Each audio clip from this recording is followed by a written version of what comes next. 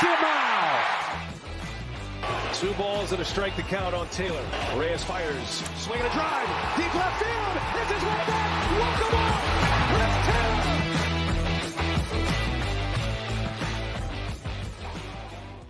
What's up, everybody? Welcome back to another edition of Dodger Heads, presented by DodgerBlue.com, part of the Blue Wire Podcast Network. My name is Jeff Spiegel, joined today by DodgerBlue.com editor Matt Moreno. Matt, the Mets have lost their freaking minds, snapping Carlos Correa up away from the Giants.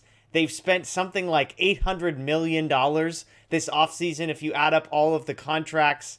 And Dodger fans, as you could imagine, not necessarily taking that super well. And so I wanted to ask you a simple question. Do the Dodgers need to respond? Has what the Mets done this offseason, should that be lighting a fire under Andrew Friedman to adjust, to change his plans, and to say, this has gone too far, it's time to step in and do something?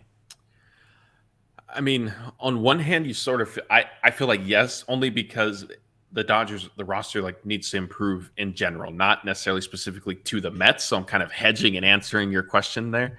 And also I would argue I mean, I guess maybe in terms of trades, there's potential, but free agency, top players are gone. There aren't, kind of the options that the Mets have already signed up. Yeah. I'm curious, when Carlos Correa is no longer a Giant and is now a Met, what was your reaction to that? I have a mixture of emotions inside of me. I'm curious what yours were. I was shocked. I'm not going to lie. When I saw that there was a hang up with his physical with the Giants, part of me wondered, oh no, is he going to end up on the Dodgers now? Because this is Andrew Friedman's opportune time to sort of, maybe jump in. The Mets, I didn't expect that. That surprised me. And then I thought, well, I mean, I guess it does fall in line with everything Steve Cohen's been doing. Yeah. On one hand, look, if the Giants are suffering, there will be no tears shed at the Spiegel household over here. On the flip side, I kind of wished the Giants had signed him to that contract because I thought it was a terrible contract, for one.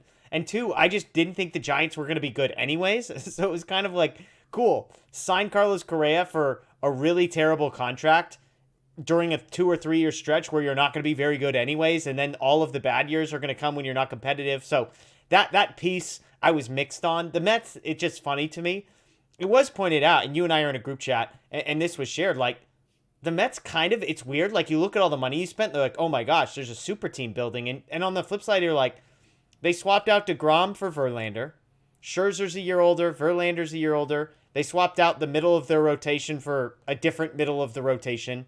They basically re-signed their bullpen, re-signed Nemo, and basically added Correa to the team that they were last year. It feels like they have gotten significantly better, and Carlos Correa is a very good player, but I guess it feels like they're building a super team when you just follow the headlines, and then you look at the actual roster, and you're like, they're really good, but they're not I think Daniel sent us something on Fangraphs. They're 5 wins above replacement higher than the Dodgers is the projection.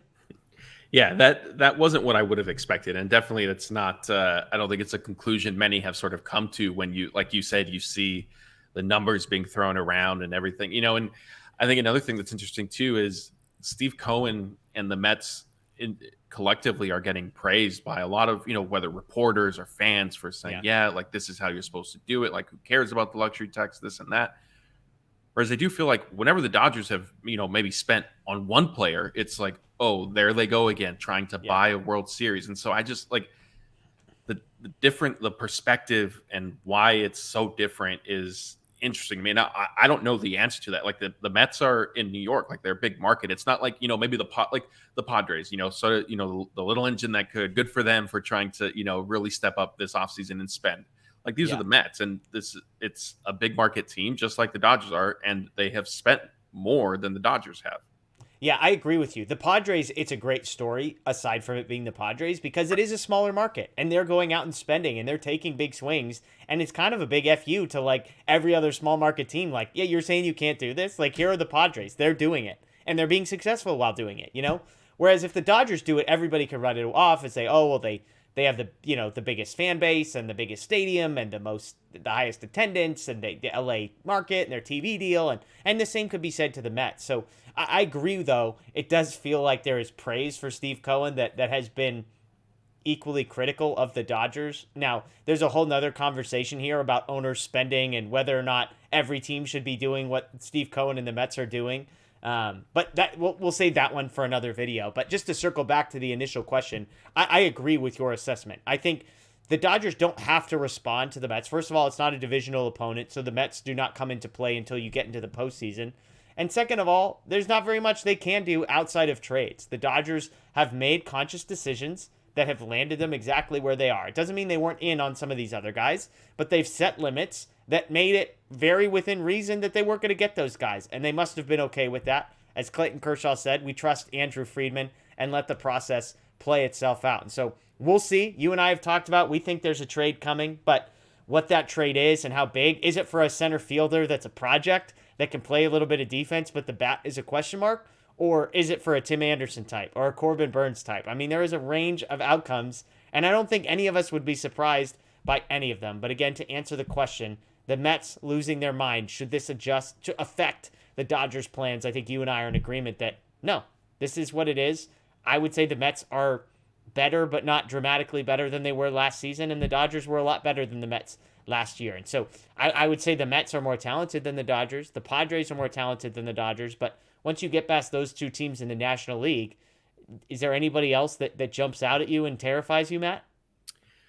Not too much. I mean, I think you need to respect the Braves as a formidable opponent. The Phillies, I mean, they had Trey Turner to a team that was pretty good last year. I mean, but also, I mean, you could argue that the Phillies sort of snuck in and then just got hot. And I mean, complete credit to them for playing the best baseball at the right time. Yeah. But yeah, I mean, I don't know, how much they would necessarily be viewed as a daunting. I mean, well, no, I'll revise that. Expectations for the Phillies are definitely going to be changed because you're defending NL champions and you've added Trey Turner. Yeah. In terms of my impression of them, I don't necessarily, at least not right now, as we're sitting here, look at them and think, oh my goodness, they have the potential to be a historically great team or a very, very good team.